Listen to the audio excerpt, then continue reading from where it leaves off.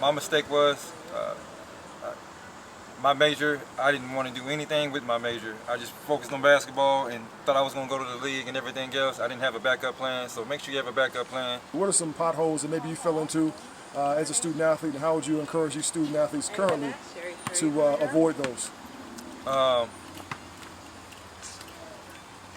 really, I didn't really have to step in any potholes, but you know, if you step in the pothole, um, just make sure once you start something, you can finish something. If you're gonna go to college, you know, go to college and make sure you there 100%. Just there's distractions, partying, and everything else. That all that's gonna be there. You know what I mean? So if you're there on a student athlete or just academic athlete, just make sure you're focused and avoiding parties and alcohol and drugs and stuff like that, because all that's gonna be there.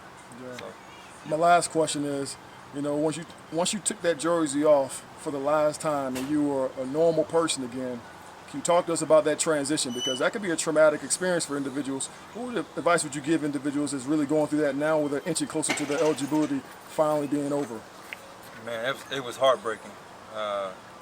Knowing I played my last game and just wondering what I'm gonna do after basketball.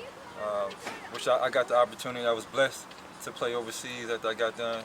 You know, my last game of college, but it hurted. You know what I mean?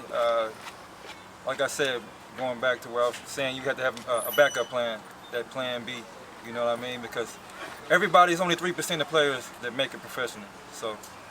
But you was one of the ones that made it professional. You said you played overseas. Was that tough after you got done playing overseas to kind of find your legs under you and figure out what were you going to do next?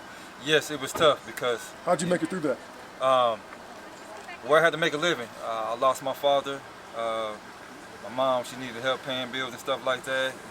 And I wore my last jersey overseas, so I had to get a job, you know what I mean, help take care of my family, my mom, and stuff like that. So that was my motivation there. I have no choice but to work and you know, provide for my family. So. Yeah. And what's your last minute encouragement you would give student athletes that are going through this process, that really want to set themselves up favorably after their eligibility has elapsed? I mean, trust in God, you know what I mean? Find the church, pray, you know what I mean?